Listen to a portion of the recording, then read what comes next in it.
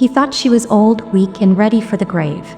But when he said, "You're dying soon anyway," to her face, he signed his own social death warrant.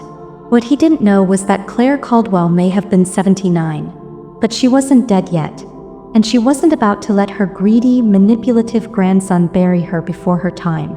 Not without making him suffer first. This isn't a story about forgiveness.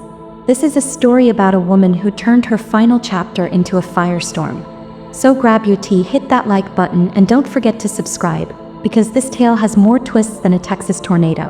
Claire Caldwell had always loved her birthday, not because of the gifts or the cake, though she did enjoy a good lemon chiffon, but because it gave her a reason to gather what little family she had left.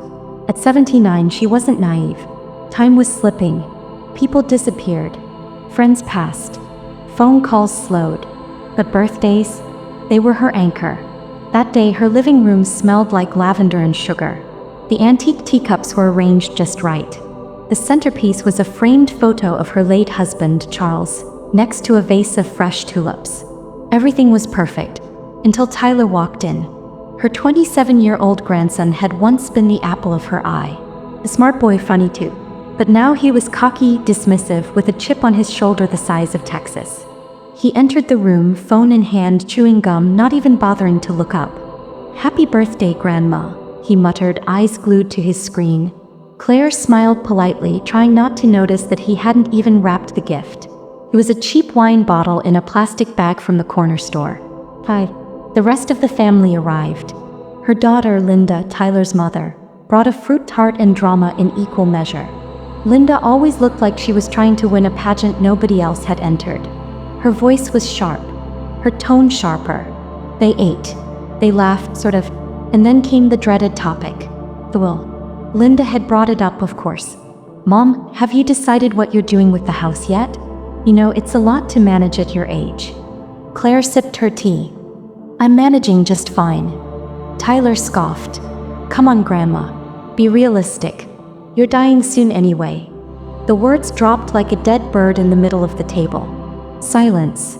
Even Linda looked shocked. Claire set her cup down slowly. Her hand trembled, but not from age. "What did you just say?" Tyler shrugged. "I mean, it's not like you're gonna be around forever. We're just trying to plan ahead. Make things easier for everyone." Everyone. Meaning him. He wanted the house. He wanted the money. And he wanted her out of the way. Claire stared at him for a long moment. He didn't yell. She didn't cry. Instead, she stood up, walked to the mantel, picked up a photo of Charles and held it close. "Thank you all for coming," she said quietly. "Mom," Linda began. "No," Claire said. "You should go. All of you." Tyler rolled his eyes. "Oh, come on, don't be so dramatic." Claire turned to him with a look that could freeze fire.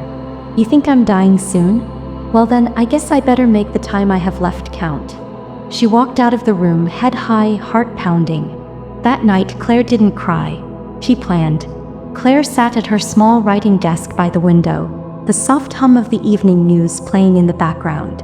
The lights of the neighborhood flickered on outside as dusk settled in. Her tea had gone cold. She hadn't slept well. The words, "You're dying soon anyway," rattled inside her like a wasp in a jar. She'd survived so much in her life. Polio as a child. The sudden death of her younger sister. Raising 2 kids with Charles on a mechanic's income. She had lost him 5 years ago and weathered that storm with quiet dignity. But this betrayal from her own grandson, it stung deeper than anything. Claire reached for a leather-bound journal Charles had gifted her on their 40th anniversary. She hadn't written in it since his funeral. She flipped to a fresh page and began to write.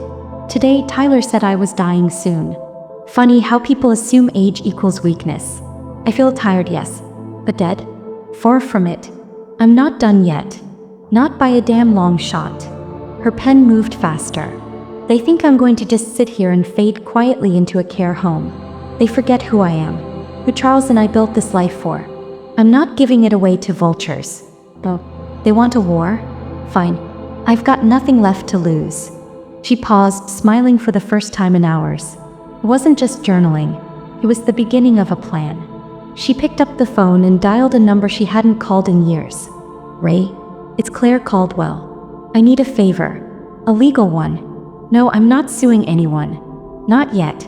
I just need to talk. Privately. Ray had been Charles's best friend.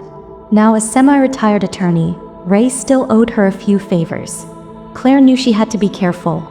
Legal, smart, quiet. And patient. Because this wasn't just about revenge anymore. It was about reclaiming her dignity.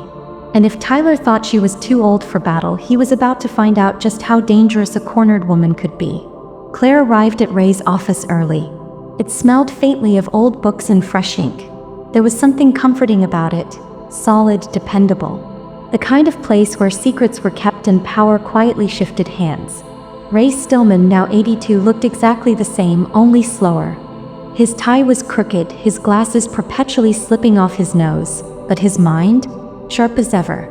He peered over his bifocals. Claire Caldwell. If I didn't owe you my life for that mess with my second wife, I'd be asking what in God's name you're dragging me into now. She chuckled. You'll find out soon enough. They sat. Claire explained everything. The insult, the tension, the family's greed. Ray listened without interrupting, occasionally jotting notes. Then she pulled out a file from her handbag. I want to rewrite the will.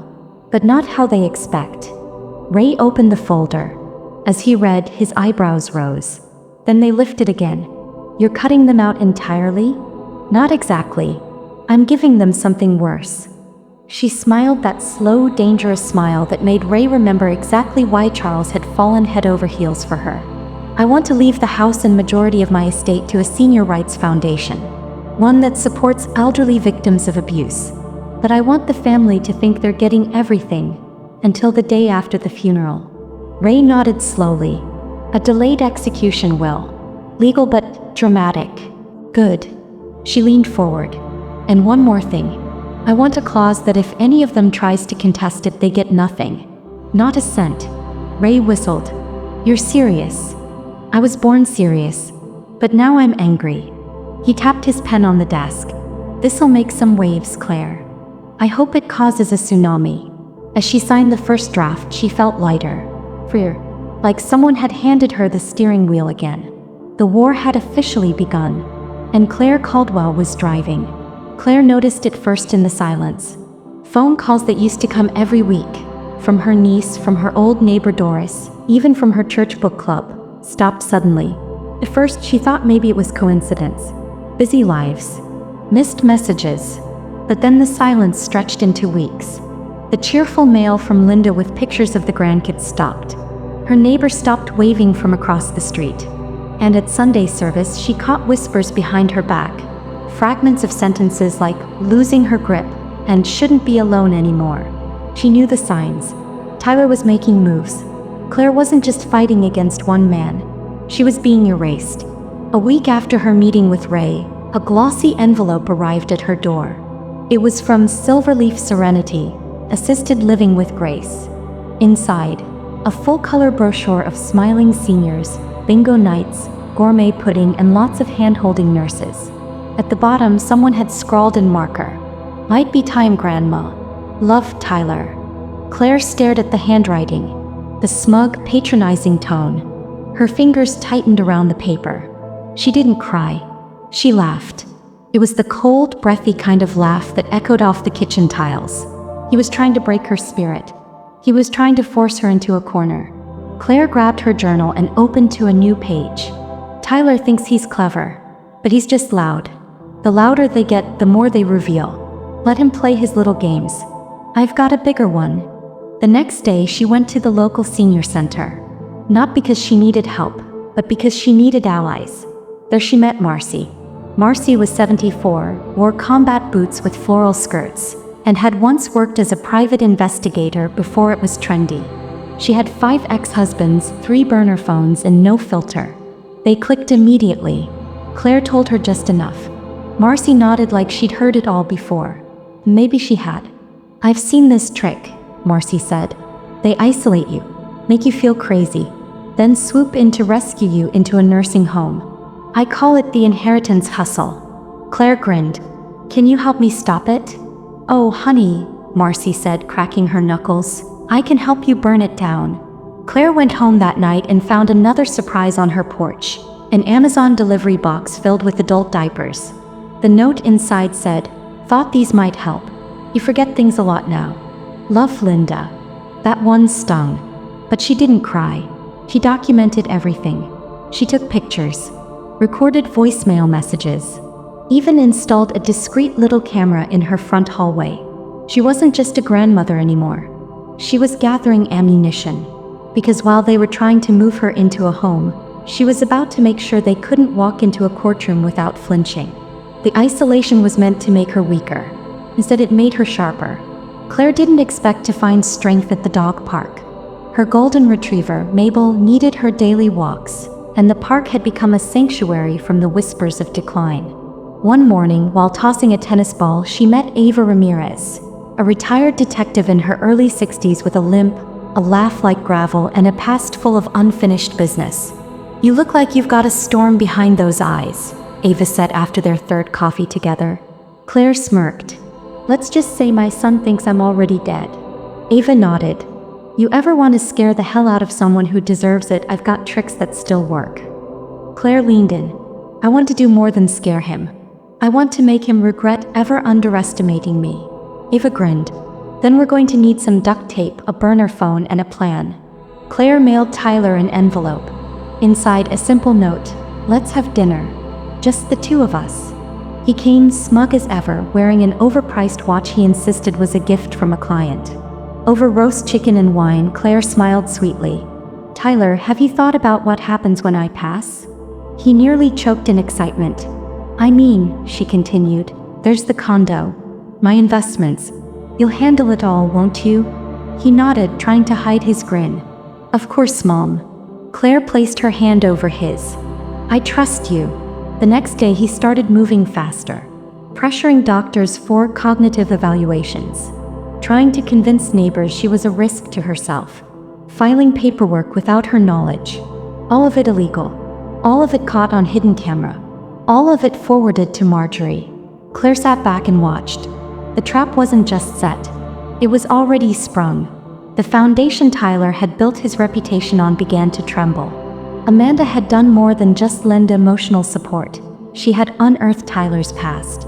Claire hadn't asked how she'd managed it, only that she had a file so thick it could kill a roach.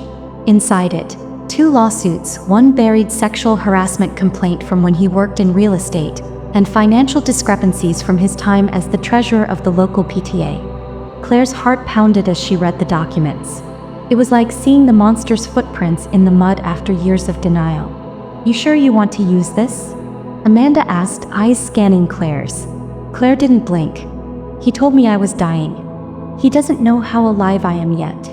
They chose one thread to pull first: the PTA money. A quiet leak to the local newspaper. No name, just facts. But in a small town, dots connect fast.